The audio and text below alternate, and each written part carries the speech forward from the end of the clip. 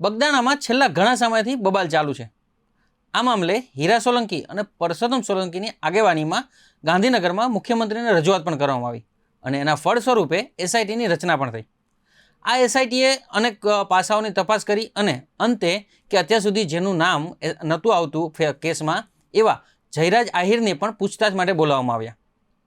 આ બધી તો થઈ કેસ વિશે વાત, પરંતુ અત્યારે કોળી સમાજ છે એ ક્યાંક ને ક્યાંક લડી લેવાના મૂડમાં છે. ક્યારેક ભાવનગરમાં, ક્યારેક ગાંધીનગરમાં, તો ક્યારેક સુરત, મોટા મોટા શહેરોમાં કોળી સમાજની મિટિંગો ભરાય છે અને આર્યા પારની લડાઈ કરવાનો એ લોકો વાત કરી રહ્યા છે. પરંતુ આ બધા વચ્ચે કે બે કોળી સમાજના જે આગેવાનો છે એમનું એક કોલ રેકોર્ડિંગ વાયરલ થયું છે અને એ કોલ રેકોર્ડિંગે હાલ કોળી સમાજમાં વિખવાદ ઊભા કરી દીધા હોય તેવું લાગી રહ્યું છે. મુખ્યત્વે આ કોલ રેકોર્ડિંગમાં તેમના મુખ્ય આગેવાન એટલે કે પરસોત્તમ સોલંકી અને હીરા સોલંકીના જેટલા પણ અત્યાર સુધીનું જે કામ છે તેના ઉપર થોડા ક્યાંક ને ક્યાંક પ્રશ્નો ઊભા થયા છે. તો શું છે આ કોલ રેકોર્ડિંગ અને આ કોલ રેકોર્ડિંગના લીધે હાલ કોળી સમાજમાં શું ફાટા પડી રહ્યા છે, આવો જાણીએ વિશેષ આ અહેવાલમાં. નમસ્કાર, આપ જોઈ રહ્યા છો બેનિફિટ ન્યૂઝ અને હું છું મહેશ. એમાં એવું છે, હું તમને કહી દઉં. પહેલા તો જો આપણે હીરાભાઈની અને પરસોત્તમભાઈની, દિવેશભાઈની આગેવાની હેઠળ અત્યાર સુધી આપણા બધા કાર્યક્રમ હાલ્યા છે, બરોબર?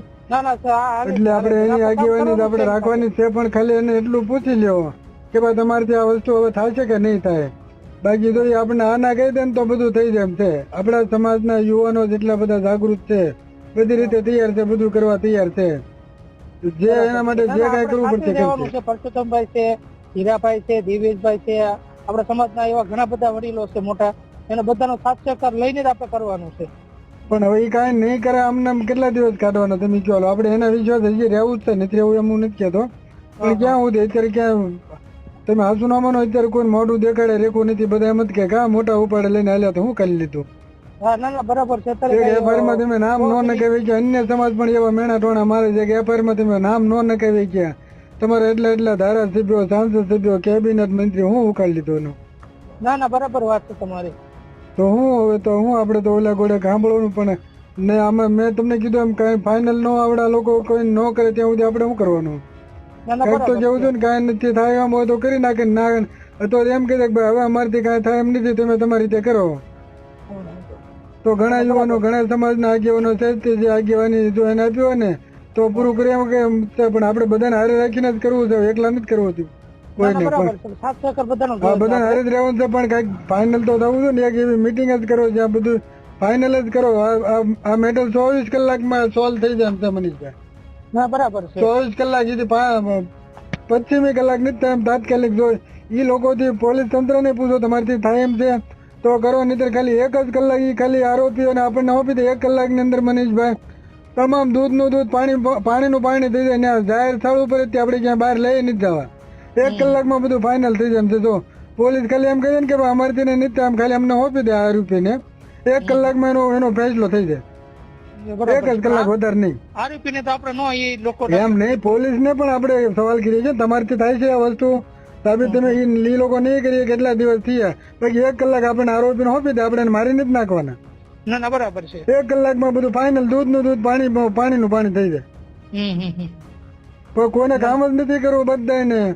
બસ આમનામ નકરા ફલાણી રચના કરીને, એસઆઈટી ની રચના કરીને હું કરી લીધું એટલા દિવસ થયા.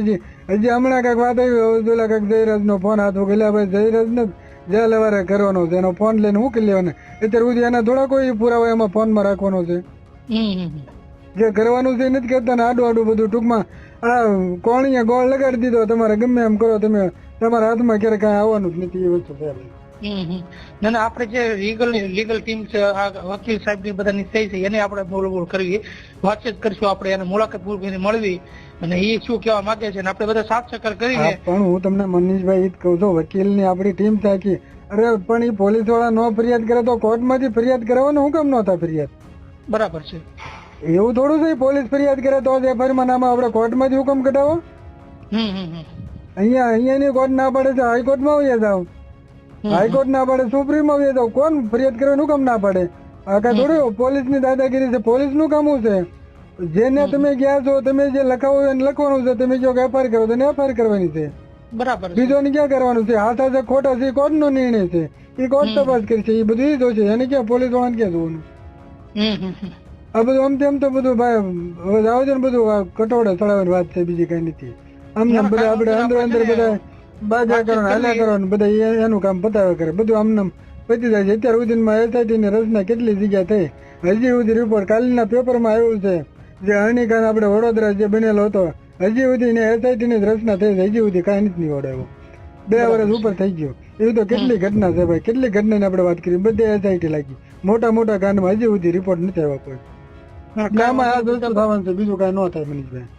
નહીં નહીં નહીં હારું મનીષભાઈ, આપણે બીજું કાંઈ નથી કેવું વધારે કાંઈ નથી વાત કરી. ખાલી આ બધા આપણા જે નેતાઓ આગેવાનો છે બધાને પૂછી લો કે ભાઈ તમારી આ વસ્તુ થાય એમ છે કે નથી થાય. ન થાય હોય તો જાહેરમાં તો પર્સનલમાં ફોન કરીને કહી દે કે ભાઈ હવે અમારે નથી થાય, તમારે બધાને જે કરવું કરો. એટલે આ પ્રોબ્લેમ આપણો સમાજના બહેનો અત્યારે એટલા જાગૃત થઈ ગયા છે, બધા પૂછી દો નકર પછી અમે આગળ આવીએ. બરાબર છે. બહેનોને નથી કહી શકાતા, જવાબ નથી દઈ શકતા, શરમ લાગે આપણને. એમ પૂછે કે હવે તમે બધા મર્દો બધા દોડી દોડીને થાકી ગયા, તમને કયો તમે આગળ આવી એમ.